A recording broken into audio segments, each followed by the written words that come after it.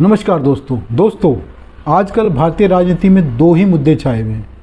एक खालिस्तान का मुद्दा, कनाडा का मुद्दा, और दूसरा रमेश बिदूड़ी ने जो दानिश अली बीएसपी के सांसद हैं उनको जो एक तरह की गाली दी है, वो मुद्दा छाया हुआ है। दोस्तों, बात करेंगे उसी मुद्दे पर। एक पूरा विपक्ष इस मामले में इकट्ठा हो गया। सभी नेताओं में, विपक्ष के सभी नेताओं में एक राय है कि रमेश बिदूड़ी के खिलाफ सख्त कार्रवाई होनी चाहिए। उन्हें संसद से निकाल देना चाहिए, उनसे इस्तीफ़ा ले लेना चाहिए, उनके खिलाफ जो भी कार्रवाई की जा सकती है वो करनी चाहिए। यहाँ तक कि कुछ कह रहे हैं कि उनको जेल में डाल देना चाहिए। दोस्तों, उसी मुद्दे पर बात करनी है। तो क्या रमेश बिदूड़ी ही एक ऐसे नेता हैं जो इस तरह की बकवास की है जिन्होंने? मैं उनका समर्थन नहीं करता, किसी भी भाजपा नेता ने उसका समर्थन नहीं किया और आम जनता में भी उसका समर्थन नहीं है। ये कहा जा रहा है कि उसने गलत तरीके से बोला है। लेकिन दोस्तों, सवाल उठता है कि क्या सिर्फ वही एक आदमी ऐसा है, वही सांसद है? एक लंबी लिस्ट है ऐसे नेताओं की जो लगातार बकवास करते रहते हैं संसद में, उन पर कोई कार्रवाई नहीं होती। अभी जो स्टालिन तमिलनाडु के मुख्यमंत्री के बेटे हैं, उन्होंने जो बकवास की है, सनातन धर्म को जिस तरह से गाली दी है, ख़त्म करने की बात की है, उसके खिलाफ विपक्ष में किसी नेता के मुंह से एक शब्द नहीं फूट रहा है। वो कुछ भी कहने को तैयार नहीं है। हाँ, समर्थन करने को कई नेता सामने आ गए हैं, उसका समर्थन कई नेताओं ने किया है, जो किसी न किसी बहाने किया। हमारे जो कांग्रेस के अध्यक्ष हैं खड़गे, उनके पुत्र हैं प्रियांक खड़गे, उन्होंने भी एक तरह से अपनी बात कहकर उसका समर्थन ही किया और उन्होंने भी सनातन को गाली दी है, धर्म को गाली दी है। लेकिन उनके खिलाफ बोलने को कोई तैयार नहीं है। सभी विपक्ष के नेताओं को सांप सूंघ गया है कि इन लोगों के खिलाफ कुछ नहीं बोलना। मौर्य लगातार बकवास करते रहते हैं, कभी रामचरितमानस के खिलाफ, कभी राम के खिलाफ, कभी धर्म के खिलाफ। उनको कोई बोलने को तैयार नहीं है। इसके अलावा बिहार के एक मंत्री हैं चंद्रशेखर, वो भी लगातार बकवास करते हैं। दोस्तों, सवाल तो उठता है, रमेश बिदूड़ी के खिलाफ लगातार कार्रवाई की मांग कर रहा है विपक्ष, और लेकिन भाजपा की तरफ से उसका कोई समर्थन नहीं कर रहा है, उसका बचाव नहीं कर रहा है।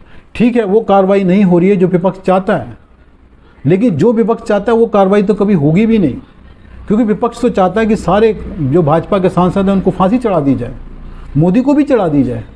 तो उनके कहने से या उनके चाहने से कुछ होने वाला नहीं है। जो मोदी को लगातार कहा जाता है कि मर जा मोदी, मर जा मोदी, ये नारा लगाया जाता है, इसका मतलब क्या है? मोदी मर जाए और सारे भाजपा नेता मर जाएं और ये राज करते रहें, लूट मार करते रहें, भ्रष्टाचार करते रहें, देश को खा जाएं जैसे अभी तक खा रहे थे। तो दोस्तों, इनके चाहने से कुछ नहीं होगा। सवाल ये उठता है कि ये चाहते क्या हैं? ये लोग अपने नेताओं की हर बकवास का साथ देते हैं, उनका समर्थन करते हैं। उनके खिलाफ कार्रवाई होती है तो कहते हैं कि लोकतंत्र का गला दबाया जा रहा है, लोकतंत्र की हत्या हो रही है, संसद में उनको बोलने नहीं दिया जा रहा है। जब इनके नेता बकवास करते हैं, उनके खिलाफ कार्रवाई की बात आती है तो लोकतंत्र की हत्या है। और भाजपा के एक नेता ने कुछ कह दिया है तो ये कहते हैं कि उसको संसद से बाहर निकाल दो, उसको जेल में डाल दो, और जो इनके नेता करते हैं उनको पुरस्कार दो, भारत रत्न दे दो। तो दोस्तों, ये तो चलने वाला नहीं है। रमेश बिदूड़ी का बयान चाहे वो कितना भी गलत हो, लेकिन उसने एक अच्छा काम किया है। उसने बता दिया कि देश में हिंदू विरोधी, सनातन विरोधी, देश विरोधी कितने लोग हैं। जब देश का विरोध होता है, जब धर्म का विरोध होता है, हिंदू धर्म का विरोध होता है, तो सबको सांप सूंघ जाता है, बोलने को तैयार नहीं होते, चुप हो जाते हैं। लेकिन जब एक सांसद पर बात आई तो सारे इकट्ठे हो गए, यानी कि इनको सुनता भी है, इनको दिखाई भी देता है, ये टीवी भी देखते हैं, ये सोशल मीडिया भी देखते हैं। लेकिन जब हिंदू धर्म पर हमला होता है, जब देश पर हमला होता है, तो चुप रहते हैं, यानी कि जानबूझकर चुप रहते हैं। इनकी चुप्पी ही एक रहस्य है।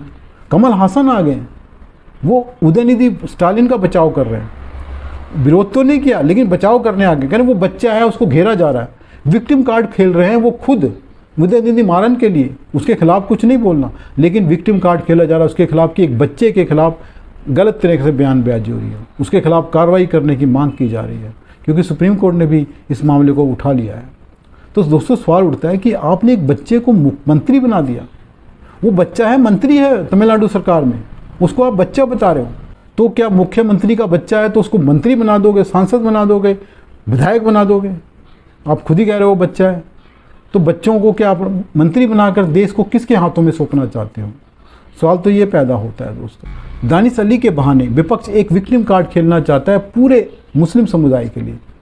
उसका मतलब ये है कि जो दानिश अली को कहा गया, मुस्लिम समुदाय को कहा गया, ये विक्टिम कार्ड ही विपक्ष की मुख्य चाल है। वो इस मामले को इसलिए इतने ज़ोर शोर से उठा रहा है कि उसने विक्टिम कार्ड खेलना है मुस्लिम समाज के खिलाफ, मुस्लिम समाज का दुश्मन बनाना चाहता है भाजपा को। लेकिन दोस्तों, रमेश भिदुड़ी की बात करें तो वो बोल क्या रहे थे, उसकी जांच तो नहीं हुई है। वो जो बोल रहे थे वो चंद्रयान के ऊपर, जो हमारे साइंटिस्टों की एक उपलब्धि है, हमारे देश की उपलब्धि है, हमारे प्रधानमंत्री की उपलब्धि है।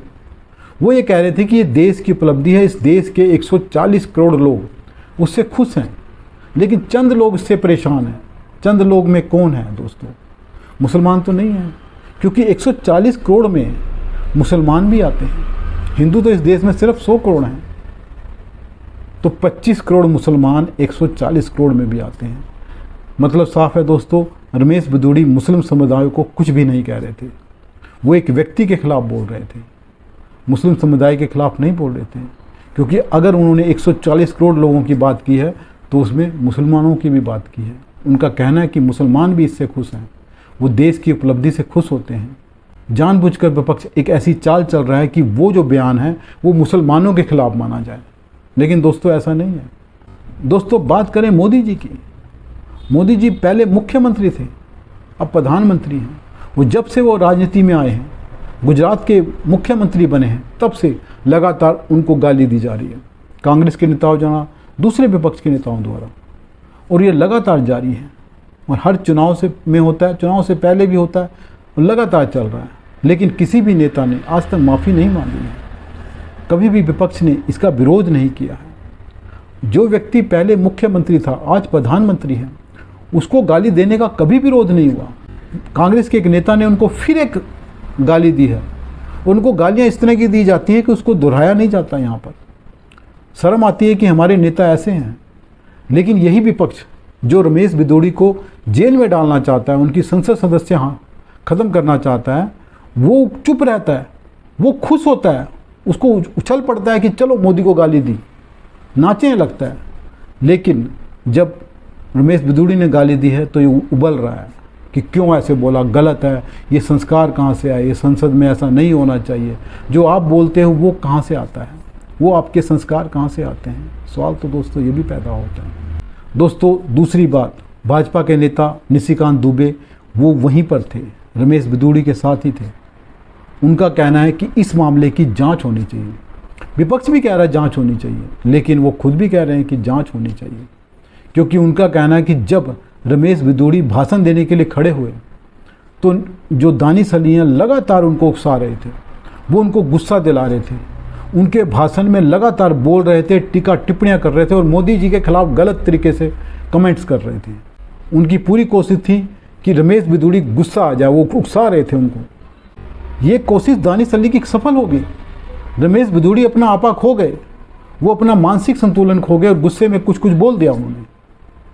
तो इसके लिए दोषी तो दानिश अली भी है। तो इस पूरे मामले की जांच होनी चाहिए कि क्यों उकसाया जा रहा था दानिश अली द्वारा, क्योंकि वो विक्टिम कार्ड खेल सके। यही तो विपक्ष की कोशिश है कि वो लगातार विक्टिम कार्ड खेलने की कोशिश करता है।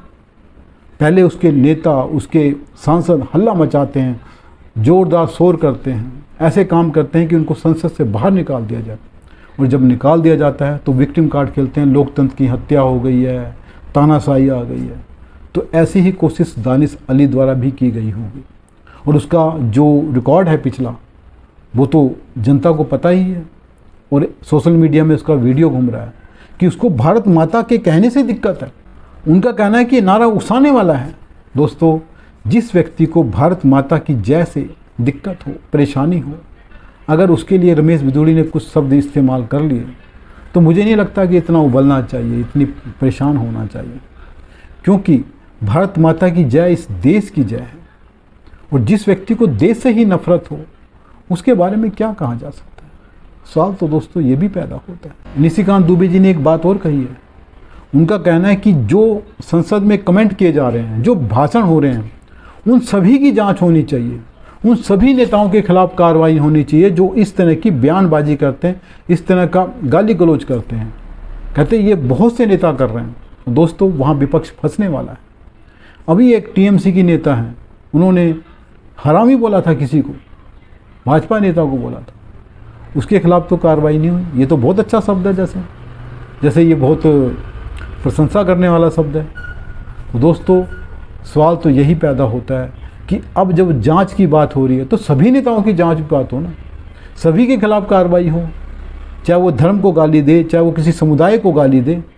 लेकिन दोस्तों, अंत में यही एक बात आती है कि जो सब ये तमाशा हो रहा है, विपक्ष ये कर रहा है, जनता इसके बारे में क्या सोचती है।